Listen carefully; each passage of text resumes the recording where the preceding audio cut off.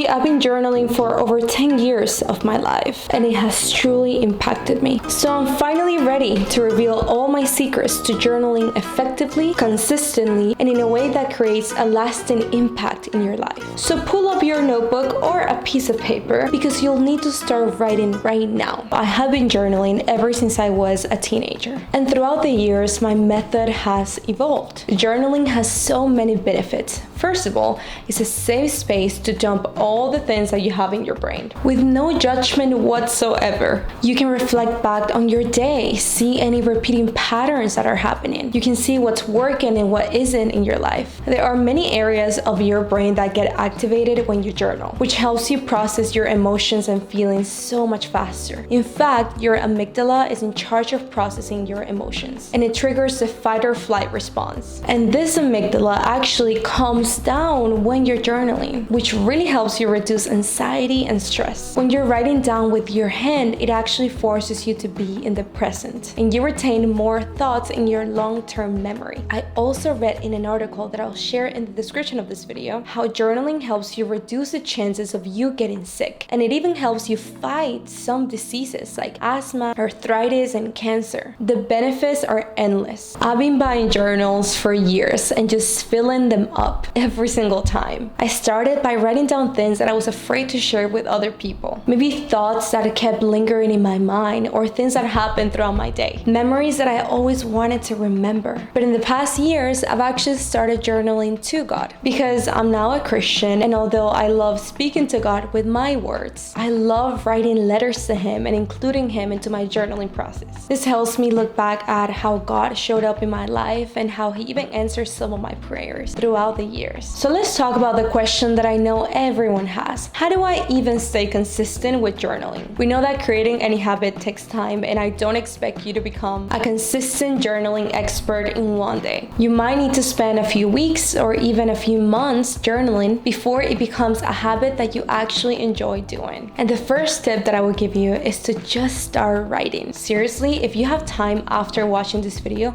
just pick a notebook, a pen, and start writing. And if you don't know what to write, don't worry, I will be sharing a lot of prompts throughout this video. But just know that when you journal, it doesn't need to be perfect or really insightful. Remember that no one else is supposed to read it. This is strictly between you and God. But if you start writing even one paragraph or one page at a time, this will help you start building a habit. I personally like journaling in the morning and also before I go to bed. The second tip is to start writing down your prompts. Throughout the years, I've loved writing down the best prompts, and I would always share them on my Instagram. But I got so tired of writing them in every single page that I actually decided to create perfect journals that have all those prompts that I liked. And I will be using those journals to show you the examples of how you can use different prompts to start journaling. And my goal with sharing these is that you start journaling as well. And if you do want to use the journals that I'm sharing, feel free to get them in the description of this video. But if you just want to steal them and write them down with your hand, that's totally fine too. The first journal that we have here is a Divine Reflections journal. And this one I use every single day because it has daily and weekly guided prompts. At the beginning of every week, we have something called the weekly game plan. And one thing that you'll notice is that I like to use this as a planner and a journal, because if I don't write down my goals, I'm going to forget them. So we have the personal goals for the week, and I like to write down anything that I want to accomplish that week. Every single week also has a different Bible verse that I wanted to share with you. And we also have weekly prompts and intentions, like how I'm gonna give back to someone else, how I want to feel, what book of the Bible I want to be reading, the spiritual disciplines that we want to implement, somebody that you want to hang out with, you can write it down here as well, and then ways that you can be obedient to God and something new that you want to try. Because this is like a planner, I like to write down all the tasks that are top priority for me that week. I'll also write some prayer requests in this section so I can be reminded of what to be praying for that week, and then healthy habits that I want to implement as well. And if you're wondering how I come up with ideas for all these sections, I do have something called the treasure of ideas. And at the beginning of this journal, I'm giving ideas for healthy habits, spiritual disciplines, and ways that you can give back to others. But then it's the beginning of the week, and we start with the morning manifesto. You have the Bible verse of the day, a space to write down your prayer requests. You can also talk to God and actually write it down here. You can write down things that you're grateful for that morning, and the priorities of the day. I also added a section to add your spiritual discipline of the day and one way that you're going to give back to someone else. Before the night is over, I go ahead and start with my evening unwind. And I like like to write down something that I learned that day, which can be any lesson of the day, something that I'm grateful for that happened that day, a challenge that I faced and how I responded to it, a way that I actually saw God during that day. How did He work in my day? I like to look back and just see His hand in my life. We also have a prompt for how you felt throughout the day. You can write down any feelings or signs that you felt in your body, and then you can end the day with a prayer. And then at the end of the week, usually on Sundays for me, I'll write down the reflections of that week. The questions are, what did I accomplish this week? What lessons did I learn? What should I do differently next week? And what are some of the answered prayers that I saw? And if you want to write down even more things, we do have a notes and reflections section and a Bible verse to end your week. But what if you want to have a brain dump and you want to have an empty space to write? The Divine Journey Journal actually helps me with this one, and this is a dot sheets journal, and you can write down anything that you please here. Whenever I want to decompress or just talk to God and thank Him for anything that's happening in my life, or